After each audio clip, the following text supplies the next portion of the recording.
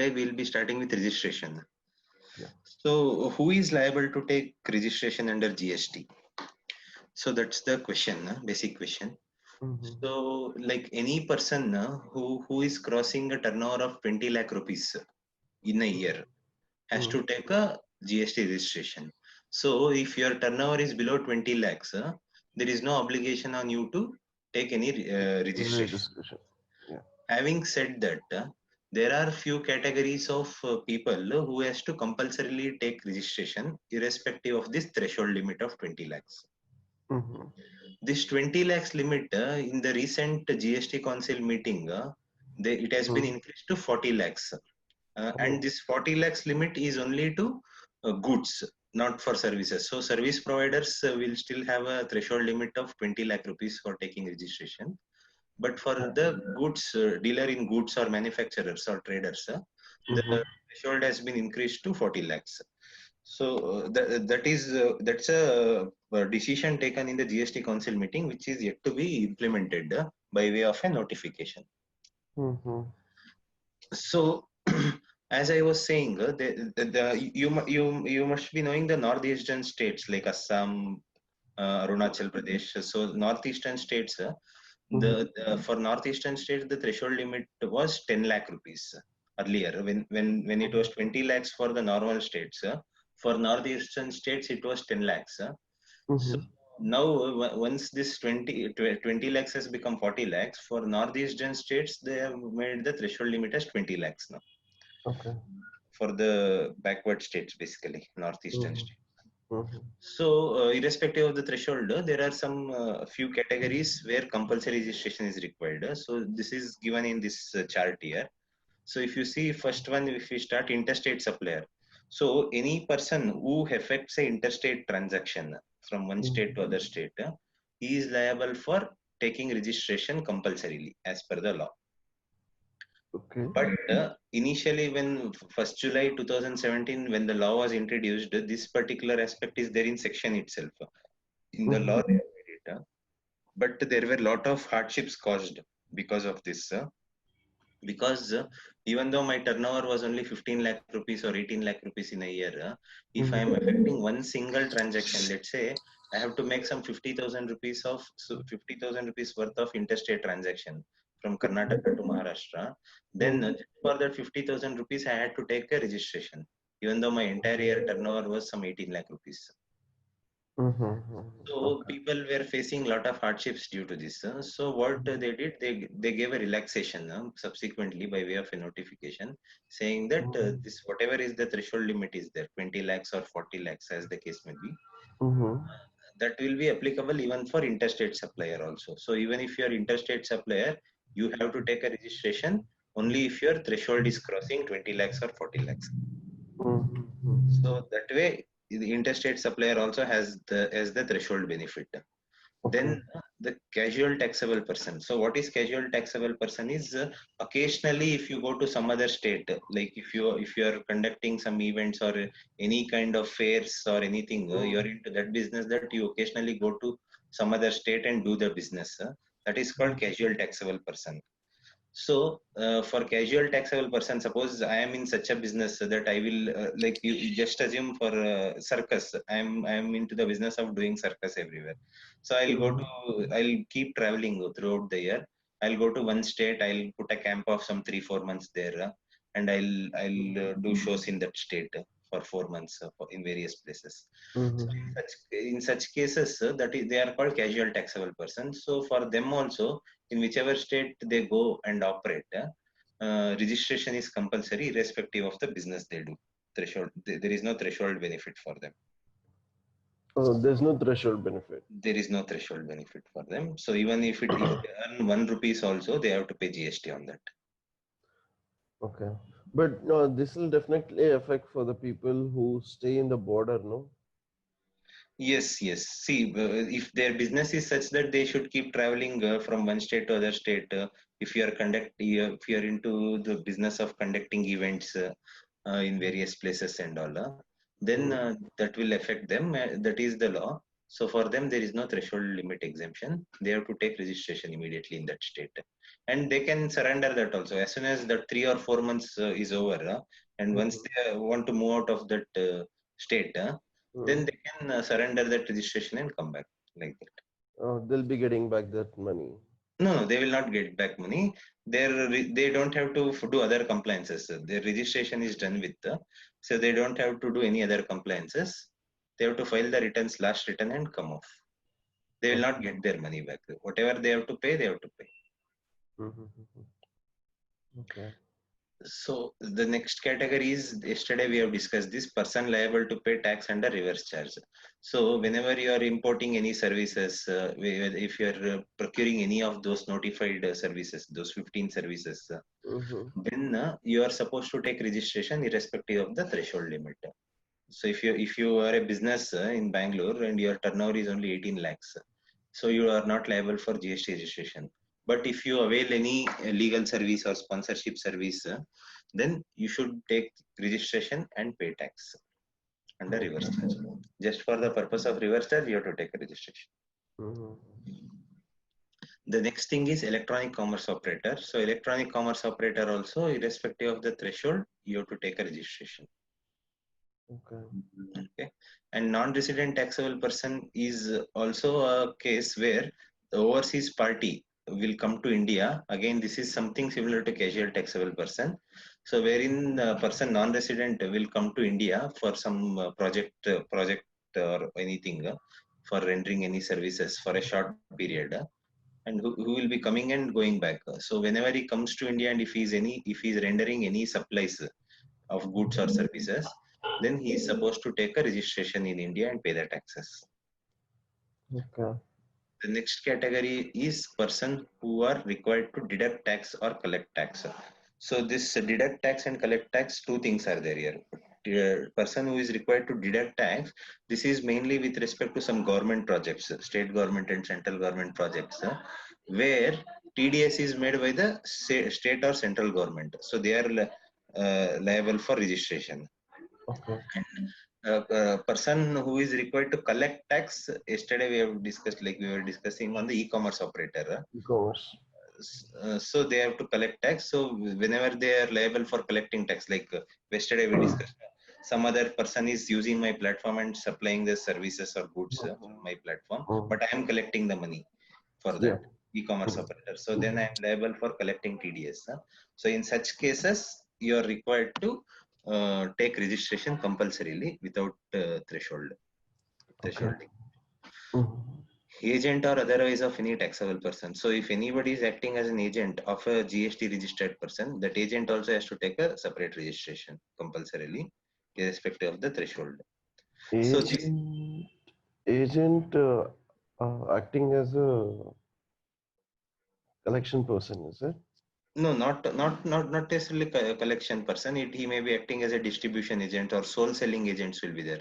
He'll be acting only as a sole selling agent of one company. Okay. Dealership. People who Yeah, take. mainly dealership. Yes, dealership. In Yeah. such cases also, you have to take a registration Okay. compulsorily. Uh-huh. The next thing is input service distributor. So, are you aware of the concept of input service distributor anytime? Have you come No, I across? haven't heard of it. Okay, so this was a very well-known concept under service tax, under the earlier service tax regime. So, what is input? This is as the name only signifies, this is only for service providers. So what it says is like even under the service tax also, this was there. Input service distributor is one office of the service provider, wherein they will receive all the input invoices, input service invoices. So this is mainly as like for distributing the credits. There is a mechanism in even in service tax also. Let's say Mhm. I am a service provider, full-fledged service provider, and Mhm. I have presence in some 10 states in India. Okay. So I'll be receiving lot of input services for providing my output services. Input services means which I receive. Output service means which I provided to my customers. Okay. So Yeah. for providing the output services, I'll be procuring so many input services throughout the year for all the locations. And it Mhm. will be, and see, there was a concept of centralized registration in the service tax, like for all 10 states also I can take one single registration under service tax. But still there was option of decentralized registration also. Decentralized registration means I can take for 10 premises in 10 states, I can take 10 different registrations. So Mhm. many, some people used to go for centralized registration, but some people used to go for decentralized registration. So wherever you have a decentralized registration, there was an option of input service distributor. So what this input service distributor's role is, it is like you have 10 states presence in India, and you have taken 10 service tax registration, but you have one ISD registration where all your service providers, your input service, whatever you want to procure, all your input service providers will bill to this office of input service distributor. There will be one office designated just to receive all the input invoices. So input service distributor will receive all the invoices and account for all the input tax credit. Whatever input taxes will be charged in that, that is input tax credit for us. He will be accounting it all, and he will see they will study input service distributor. It is company only, it is not a different person. In company only, this particular registration, in that registration they will track all the input services, and see what has to be apportioned to which unit out of 10 units, which credit has Mhm. to be apportioned to which unit, they will decide and they will distribute from Okay. this. So that was the concept of input service distributor. So Mhm. every vendor used to be informed that you bill everything to my ISD registration, and that ISD will further see, analyze the credit and allocate the credit to the different units, Locations. locations.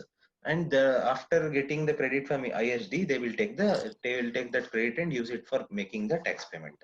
So that way, that concept is still there in GST also. Now, earlier under service tax, it was one PAN number was permitted only one ISD registration. All Mhm. over India, you can take only one. Even if you have presence in 15-20 states, your eligibility of taking one ISD registration is only one. But under GST, they have made it flexible. Since GST, the concept itself is like state-based registration. It is not a central-based registration. If you have 10 states presence, you have to take registration in all 10 states. That we discussed, I think. No? Yeah. It So is. if a company having one PAN, but having operations in 10 states, so they have to take 10. And registrations. Yeah. So this ISD, what they have done, you can take ISD registration also in each of the states if you want. Okay. That is the concept of ISD. Why they have made this flexibility is that because each state is treated as different taxable person, and suppose in one state also, if you have multiple business vertical, let's say you have one business of one production of goods, there is one more business of trading of goods, there is one more business of some providing some services. So there are three business vertical in Karnataka only. Okay. Mhm. So then there is option under GST to take three registration. So Okay. you can't run with only one No, registration. you can. I'm saying that is an option.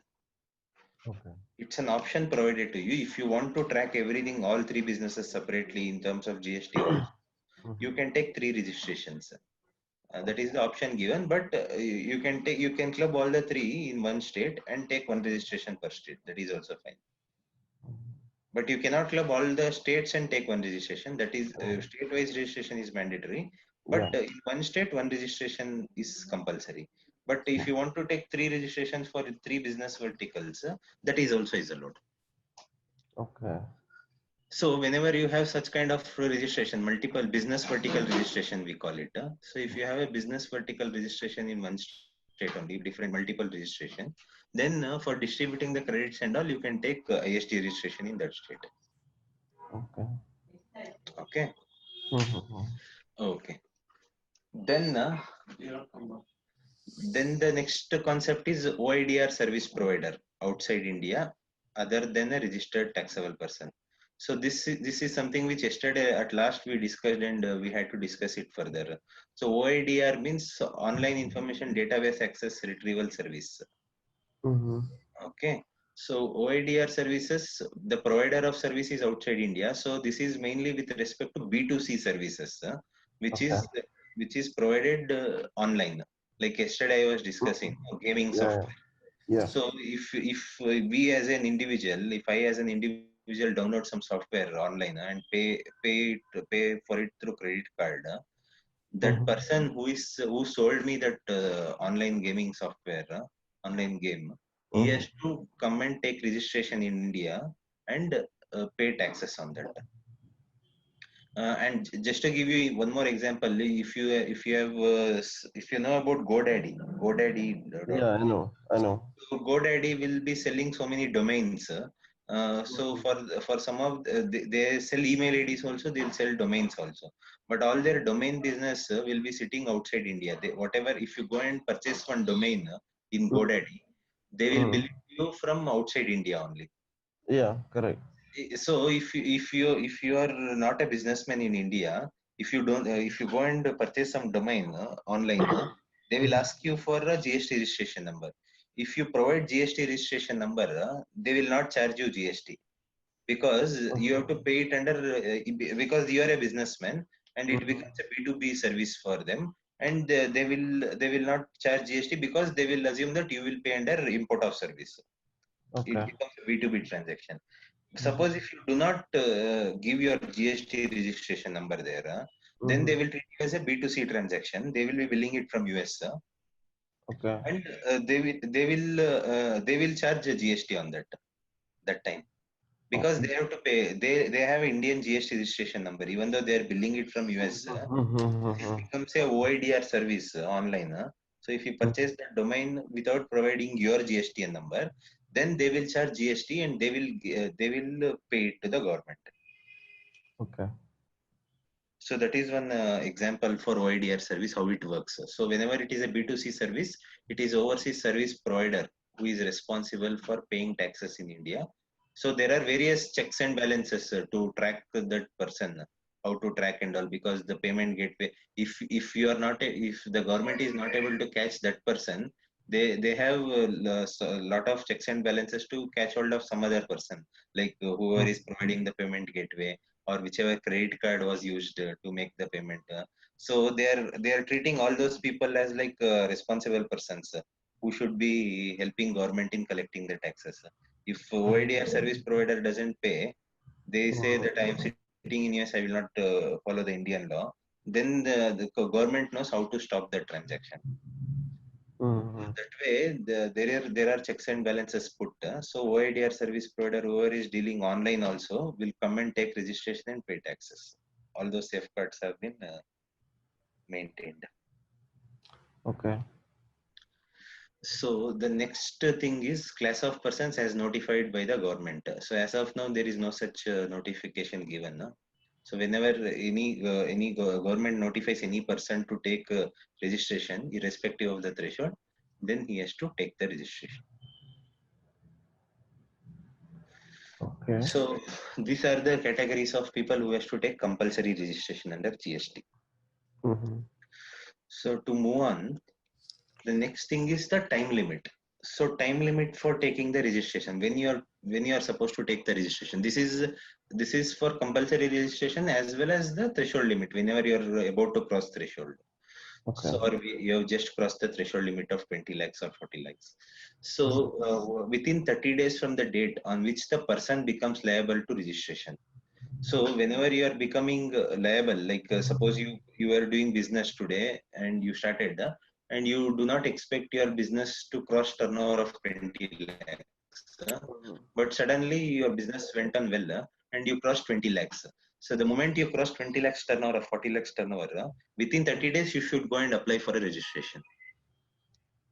So that is Yeah. the time limit. So within 30 Mhm. days from the date on which the person becomes liable for registration.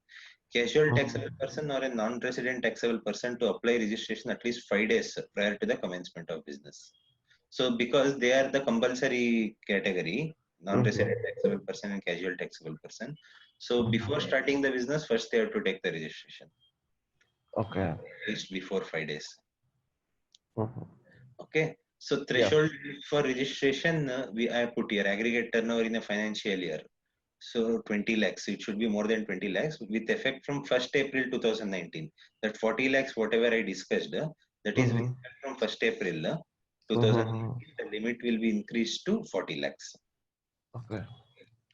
The aggregate turnover in a financial year is more than 10 lakhs with effect from, this is for northeastern states. Northeastern. Why there is a difference between northeastern states and Because those are all backward states, there the volume of business will be very less. So so if 10 lakhs is given itself is less because the people do not cross that much of turnover there. If you put 20 lakhs, no, nobody will be registered there. So, but it's the government don't want to lose the tax base. They want people to more and more people to get tax registration. So, if you keep it's 20 lakhs, purely based on it is purely based on the progress of the state, right? correct, correct. Okay. Okay. So there, if you keep 20 lakhs, no, 80% of the people may not take registration because Uh-huh. their business Yeah. volumes are not so big. So, Right. but still, people, government wants to have control on the businesses, how it is being done and all. So Mm-hmm. they will keep the threshold lesser so that more people take registrations and file returns. Huh. If you see, if you compare the prices in Assam and all, like the prices has gone up after GST registration. Mm-hmm. Correct. So, but in rest part of the country, it is not such case. It is normal only. Why there was a difference between why there was a hike in the prices Yeah. in only in Why Assam? Yeah, no, not only in Assam, wherever, whichever business it is, even across India also, if you see, GST Mhm. has benefited certain businesses and GST has adversely impacted some businesses. Many Okay. people have faced a lot of hardship due to GST, and but some people have got benefits also, like in terms of anti-profiteering and all. Mhm. So, what is the main reason for that is, as yesterday we were discussing, Mhm. if the credit chain, the whole concept of GST, as we discussed in the first class, is to remove the cascading effect of taxes, like tax on tax. Like Okay. a trader will pay excise duty to the Dell manufacturer. Trader of the laptop will directly purchase laptop from the manufacturer, which is Dell, but whatever excise duty he pays to Dell, since he's a trader, his output tax liability is VAT. That excise duty, what he's paying, is getting embedded into the laptop cost. So that credit chain is broken there for excise duty amount. Like that, cascading effect of taxes it should be removed. So in even in GST also, what happens is, suppose even though your if your turnover is less than 20 lakhs, let's assume, so you don't want to take GST registration, you don't want to file returns. So there'll be so many. They say why to get into all that trouble. So I'll not take registration anyway. My turnover is less than 20 lakhs. Few people, what they do, no, even if their turnover is 1 crore, they will take. They will create 5 firms, five businesses. They will create in family. In four, 5 people will be there in the family, like Marwadi company and all. So they will float 5 names. They'll bill in all the 5 names so that in all the 5 firms, the turnover is below 20 lakhs so that they will escape GST registration there. So they will think that they are doing very intelligent because they are showing 5 companies split, and they are in each of the firms they are showing less than 20 lakhs turnover and they are not taking registration. They feel it they are very intelligent, but really what happens? No, you are breaking a credit chain there by not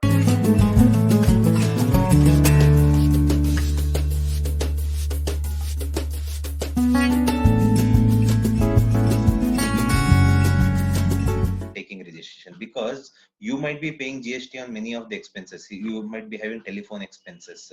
You might be procuring so many things for your businesses. Even if you want to affect 1 crore of business in 5 names, then also you should be purchasing at least 50-60 lakhs worth of goods or services. On that, definitely you would have paid some 3-4 lakhs rupees of GST. Minimum it is, very minimum, or 2-3 lakhs at least you would have paid. If you purchase some laptops worth 50,000, some 10,000 rupees of GST will be there in that.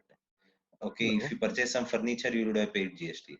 So people know what they are not aware of that fact. If they take registration and file returns, they'll be able to recoup all that input tax credit so that their cost of sales, whatever is the cost they incur on the product, that will come down.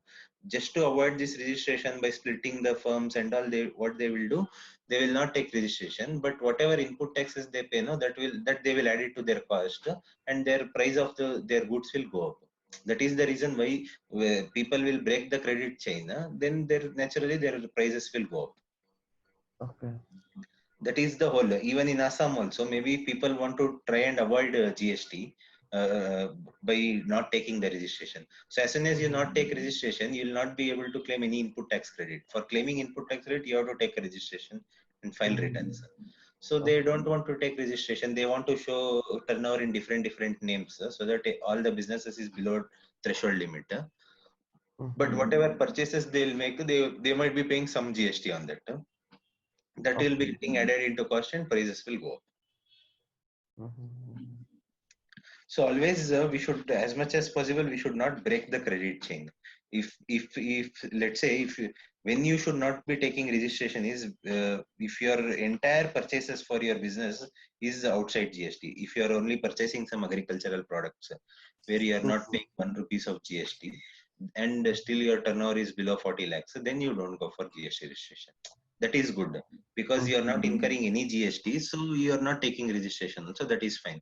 But if you are paying any GST, and if you don't go for GST registration, just for sake of that you have to comply and all, file returns and all, that's not a good practice. As much as possible, we should encourage people to take registration if their procurements are having GST on that. Okay. So that is the thing. And next thing we have discussed in this table is multiple registration optional for multiple business verticals. This I have discussed with you. In the same state, if you have multiple businesses, you can take multiple registration, but it's an optional thing. Okay. SEZ shall take registration for SEZ units, and non-SEZ units has a different business vertical. So you know the concept of special economic zones. Yeah. So special economic zone is treated differently in India. Why? Because the government wants to encourage people to go and set up business in those zones, especially wherever it is a backward zones. Government will notify such places as special economic zone. 1 second, I'll be back. Yeah. Just give me a minute. Yeah. This is actually as different business.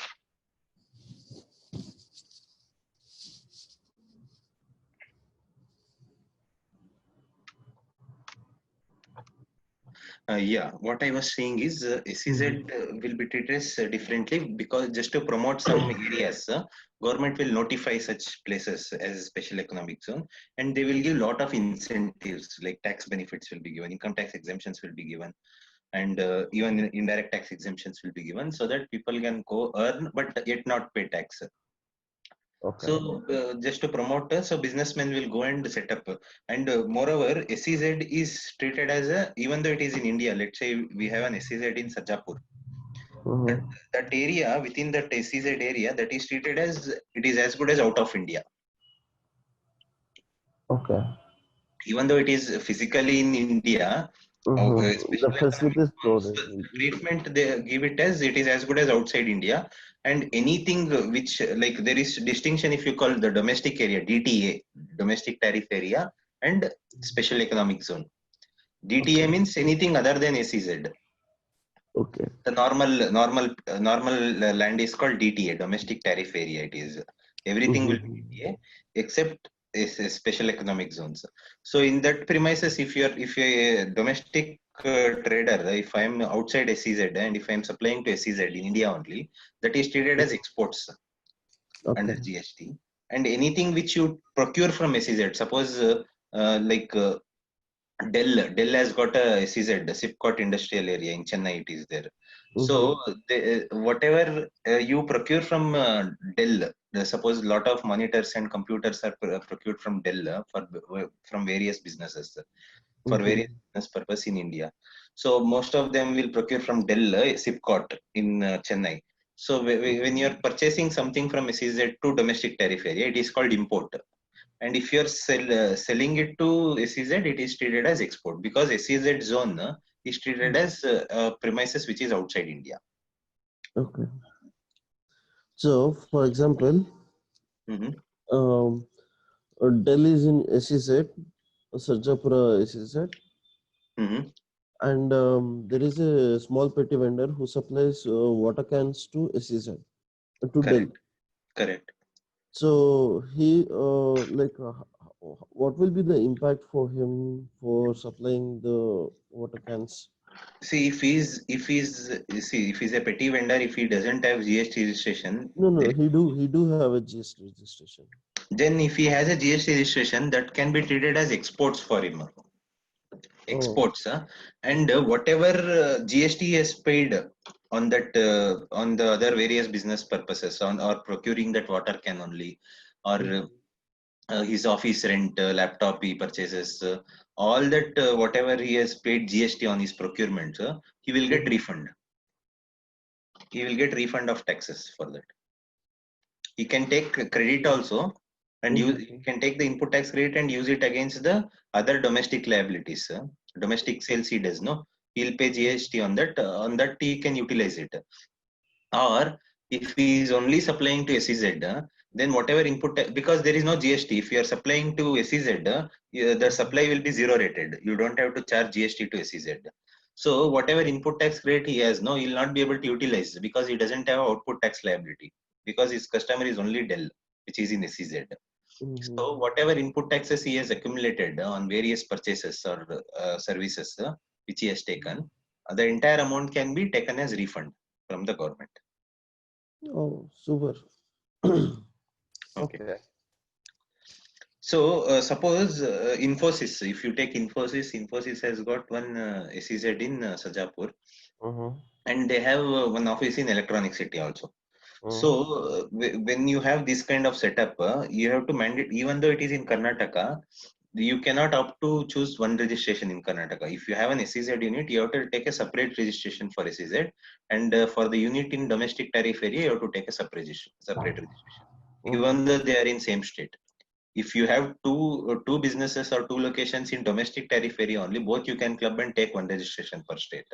But if you have one SEZ and one DTA unit, DTA means normal unit, you can take it as Normal. normal unit. Mhm. One DTA, one SEZ if you have, then you have to compulsorily take two registration in that state. Okay. Next thing is unique identity number for specialized agencies of UNO and all. This I don't think this is of much relevance to us. This is mainly for this United Nation organization related thing, no? Wherein they have to Okay. take some unique identity number for taking refunds and all. The Mhm. next thing is the distinct person for each registration. So this also we have discussed distinct person. There was two concepts there. In schedule one we had discussed. One is the related party, one is the distinct person. So what was the concept of distinct person is you have presence in 10 states, and same pan number but 10 state presence. So in 10 states also you have to take registration, and each of the person is treated as a distinct person for the other. It's relevant parties. Correct, no? Yeah. So that is the distinct person registration is compulsory for each state. You have to take a registration, even though you are a same branch of a same company. Yeah. Then person not liable to be registered, there are two categories. A dealer exclusively in, dealing with exempt supplies. If you are only providing healthcare services, you do not have any other services to provide. So healthcare is exempt. Mm. So you don't have to take registration. Or if you Okay. are only dealing with agricultural products, which is Mm. exempt, so you don't have to take registration unless you are falling under any of those compulsory registration categories. Where, like wherein the main thing which will be applicable is that even though I am dealing only in exempted goods and services, but if I am Mhm. taking some legal service or if I am taking some sponsorship service which is liable for RCM, then I have to take registration. Okay.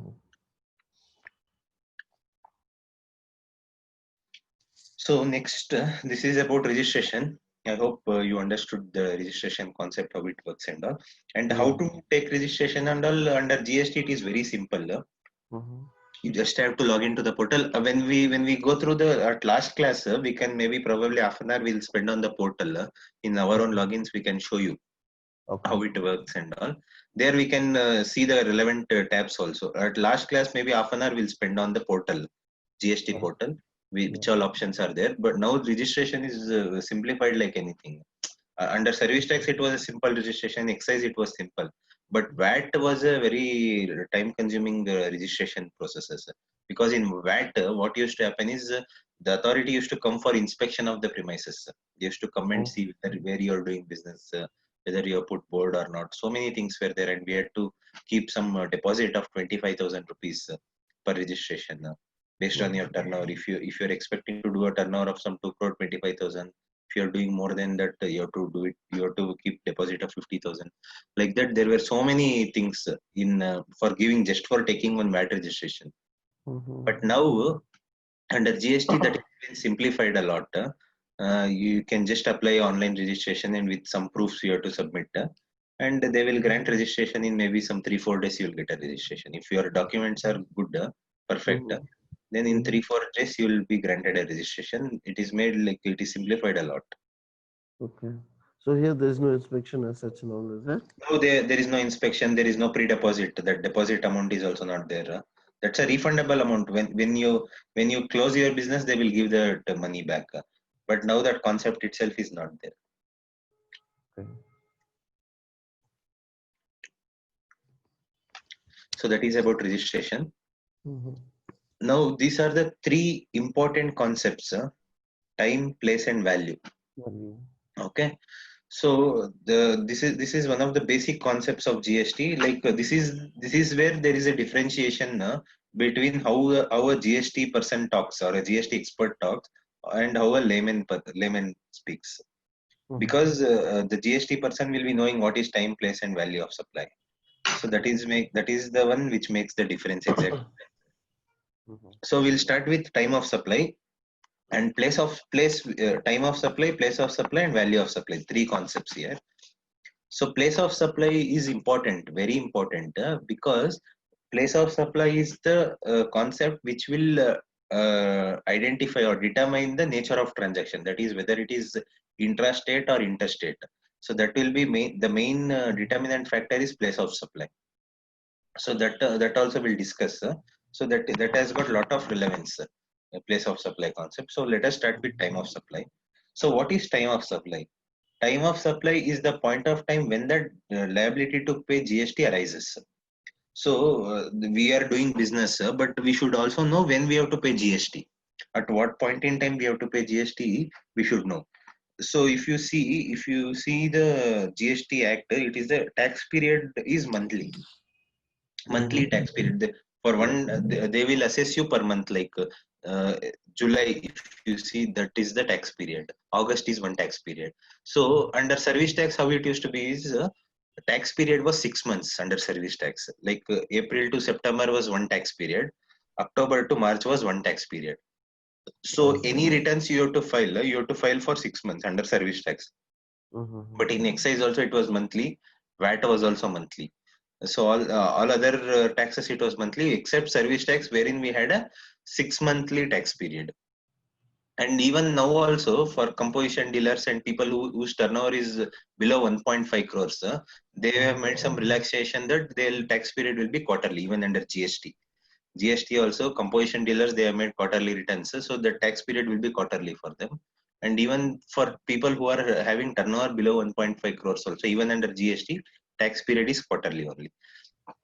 But for the regular dealers who is having some 2-3 crore rupees turnover under GST, their tax period is monthly, the standard tax period.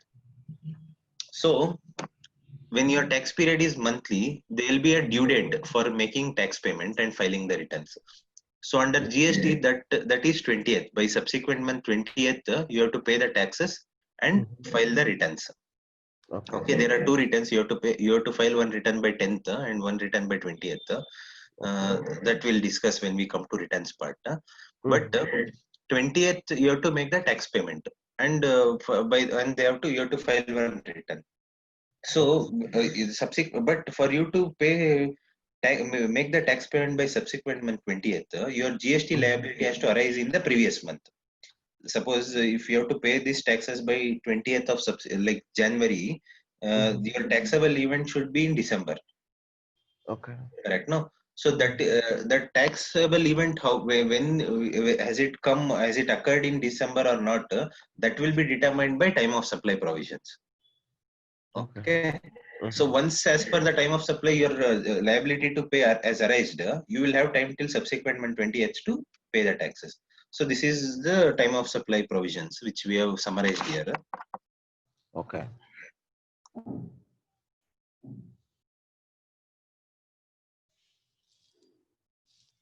No. So supply of goods. There are separate set of time of supply for supply of goods and supply of service. Again, if it is a reverse charge case and if it is a forward charge case. So like that, multiple scenarios is given here. You are able to hear, no, Nagraj? Yeah, it's audible. So in case of supply of goods, what is the time of supply?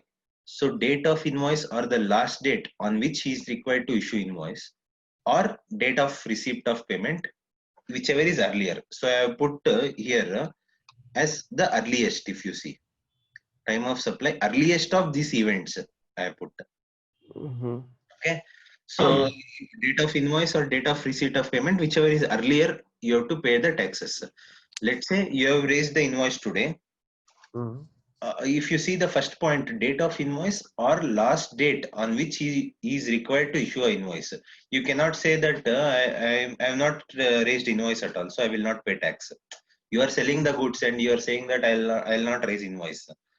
So that's why they are mentioning that date of invoice or last date on which you are required to raise an invoice.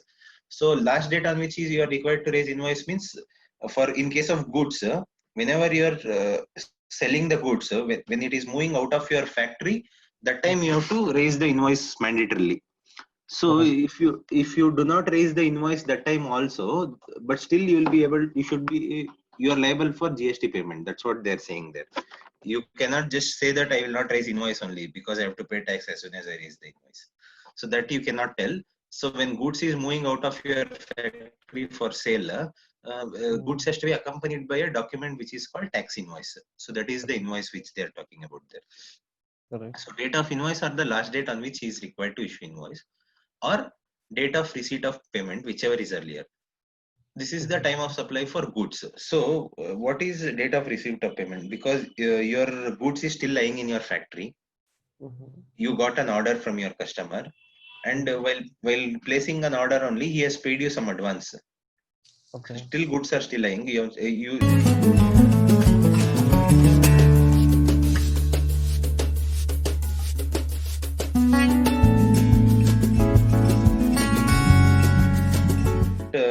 I will furnish these goods in next 1 week.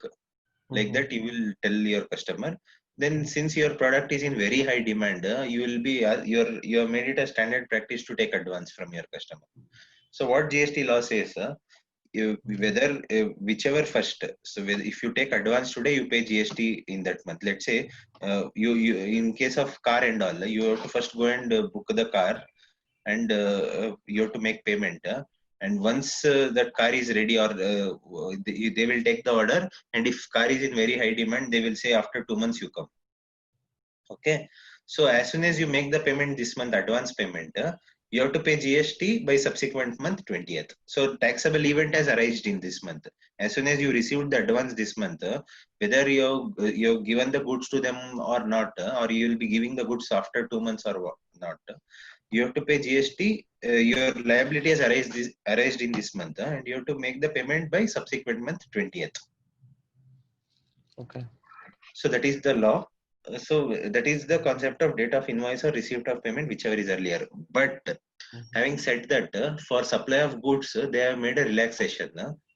They after introduction of GST, law says this only even today.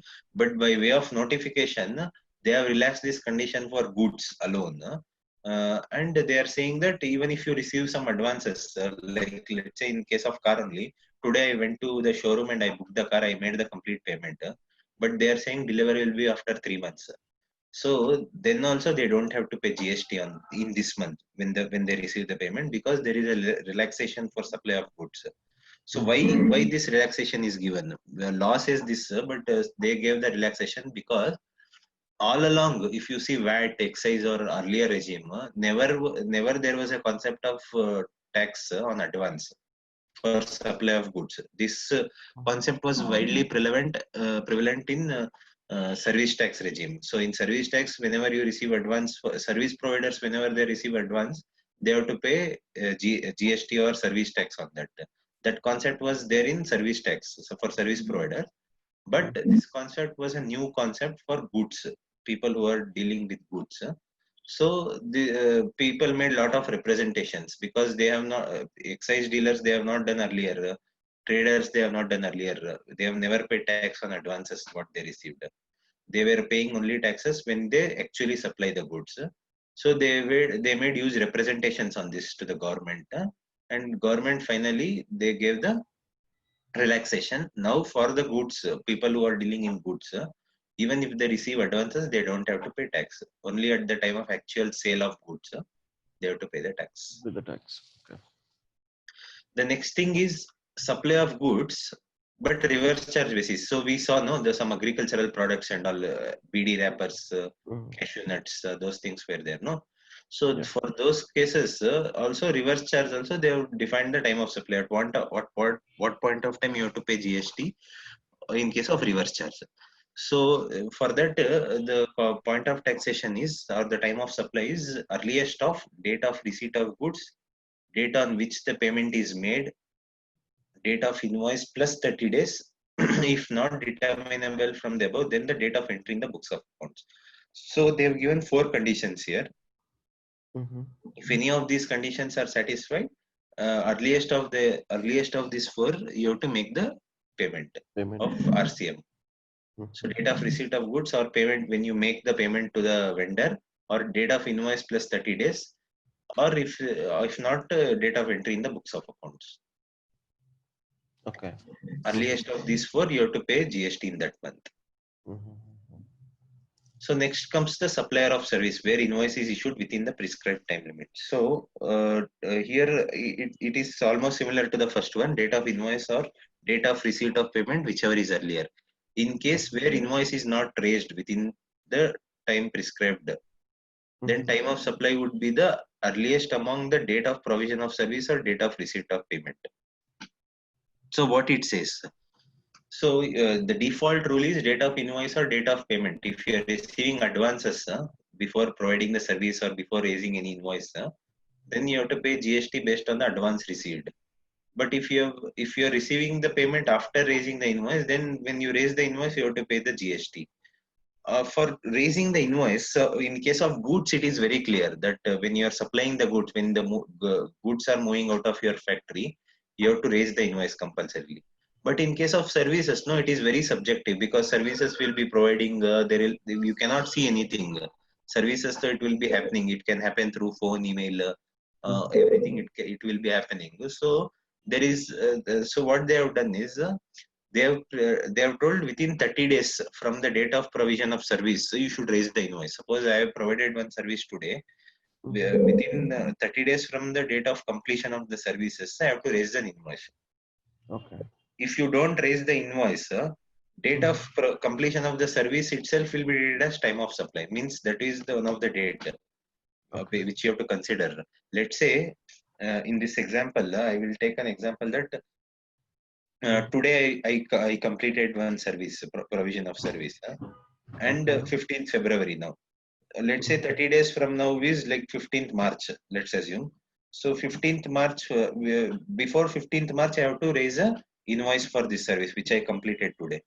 If I don't raise the invoice by 15th March, then what department or the authority says is that, so if you raise it in 15th March, you can pay the GST by 20th of April, because GST liability has arisen in March when Yeah. you raise the invoice, and you have time till April 20th to make the tax payment. Let's say you did not raise this invoice in March 15th. You wanted to raise on 1st April. You wanted to raise the invoice on 1st April. So that time what they do, they will treat 15th February, that is today, when you completed the service, that itself will be taken as a time of supply, and you are asked to pay taxes by 20th of March. Okay. So they will penalize you for that. If since you did not raise within 30 days, they are saying the date of completion only, I will take it as time of supply, and you pay me tax by 20th March. If you had raised properly, I would have taken the taxes by 20th April tax payment. Since you acted smartly and you wanted to push it for one more month, and you wanted to raise invoice on 1st April for the service completed on 15th February, then they will say that no, you pay tax by 20th March only. I will treat 15th February itself as the time of supply. Okay. What could be if like they don't disclose in the invoice that the service has been provided on such and such date? So So that is again, so that kind of things are possible, very much possible. They will say that I have not completed the service on 15th February. So all these kind of cases will come out mainly on the audits, departmental audits, and this kind of things will mostly come where there is a continuous supply of services. Like I'll be providing services throughout 30 days, like some BPO services or call center services, wherein throughout 30 days I'll be providing services. So in such cases, this kind of things comes. What they'll do, no, they will come for a departmental audit. Like authorities, GST authorities will come for an audit. There you'll have an agreement that every month, after 30 days, you have to raise an invoice. So if you have not raised as on 30th day of that month, monthly invoicing will be there as per the agreement. If So that will be treated as completion date every 30 days. So if you don't make within 30 days, then you will be caught, and there will be interest and penalty and all. okay. Then supply of service in case of reverse charge, that will be date of payment or date of invoice plus 60 days. So in case of reverse charge, there is a separate rules. So there the criteria is data. You will be making the payment. You will not be receiving the advance. There you will be making the payment. The date of payment or date of invoice plus 60 days.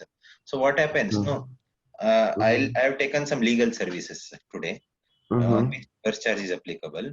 But my credit terms to that legal person, to my advocate, I have told him that you raise the invoice today, but I will make the payment after 90 days.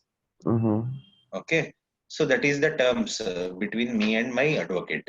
So, but what GST law says that you want to do that rate term from 90 days to 180 days, you do it. I don't care. But for me, you make the tax payment immediately after 60 days of the invoice. Okay. Date of invoice plus 60 days, 60 I will take it as time of supply. time of So, supply. yeah. So even if your credit terms is 180 days, I don't bother. Date of invoice plus 60 days, I should get my taxes. Government says that. So they have given maximum 60 days only for reverse charge cases. So if you are procuring service today, in these 60 days, next 60 days, the taxable event will start like 15th February, 15th March, 15th April. So 15th April will consider as the time of supply. 15th April means 20th of May you have to pay the taxes that way. Right. If your credit term is more than that, they will not wait for it. You have to pay the tax by 20th of May at any cost. Okay. Or if you make the payment, let's say 15th February you took service, and you made the payment to that vendor immediately, tomorrow only you made the payment to the advocate. That time of supply is 16th February, tomorrow. and you have to make the tax payment by 20th of March next month. Okay. Mm-hmm. Okay. Mm-hmm. So this is the concept of reverse charge. So for goods, it is 30 days from the date of invoice. For services, it It is. is 60 days. So there is one more time of supply, especially for associated enterprises. Associated enterprises is mainly related parties, which we discussed. Like section 15, we saw, no, like one person is controlling the other person, 25% shareholding, common voting rights. So all that we discussed in section 15 that day. So those are all mainly associated companies, my parent company, my subsidiary company, or my fellow subsidiary company. Those are all called associated enterprises, where supplier is located outside India. So this also I have discussed with you already. This is a case of where I was telling you a management cross charge. I am a subsidiary in India. My parent is sitting out of US, and that parent company has got 10 other subsidiaries like me in 10 different countries. And they will be doing management cross charge for group CFO salary or group CEO salary. They will do a cross check because some group CFO who is sitting in US, he is supporting Indian operations also. He is helping in Indian finance controlling also. So all that salaries what they pay, they will cross charge from US to India. They will allocate the cost and they will cross charge it. So those kind of things will come under this particular clause, like associated enterprise, where service provider is sitting outside India. So there the time of supply will be entry in the books of accounts or date of payment, whichever is earlier. As soon as they make the book entry in the books of accounts, you have to pay GST in that month. Okay. This is for associated enterprise. It's a special provision only for associated enterprise where supplier is located outside India. Outside India. Okay. Next thing is of the vouchers, supply of vouchers. If there is any gift vouchers or any vouchers, what happens is date of issue of voucher, if the supply is identifiable at that point of time. Let's say you go to Sapna Book House and you purchase some gift vouchers there. And if that gift voucher is in through that gift voucher, if you are able to purchase only books, then whatever GST is applicable on books, you may have to immediately pay it, because you have already identified the supply that this in this voucher can be redeemed only for Hello. Hello. okay. So if then you have to pay GST immediately, like in subsequent month. Like when you sell the voucher today, if Sapna Books House sells you one voucher today for books, for purchase only of books, then they have to make the payment of the applicable taxes for that voucher immediately by 20th March, subsequent month 20th.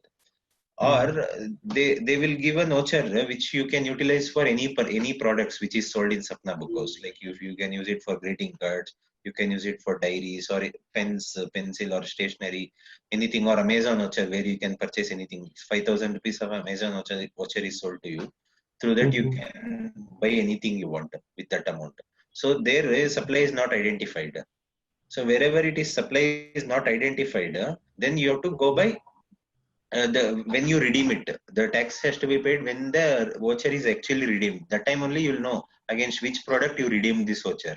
So that time you have to pay the tax in that month. Okay. So when voucher is given where you can use that voucher for any product, that option is there. When you actually redeem the voucher, you pay GST. But at the time of issuing the voucher itself, if you know against which product you are issuing this voucher, then immediately pay GST. That is the concept of supply of vouchers. Hello. Hello. Hello. Okay. Yeah. You got it, no? Vouchers part. Yes. I did. So this is the concept of time of supply. Next we'll discuss like 9 o'clock. I think they have scheduled one more training. So we'll wind up with time of supply. Then we'll start with place of supply. And this is very important concept for the GST place of supply. We will discuss it tomorrow. Or tomorrow you are not available. Sunday we will discuss this. Yeah. Okay, no? Okay. So today we have covered time of supply and registration basically. Yes. So place of supply and valuation we will deal it in the next class. Yeah. Okay, no? Yeah.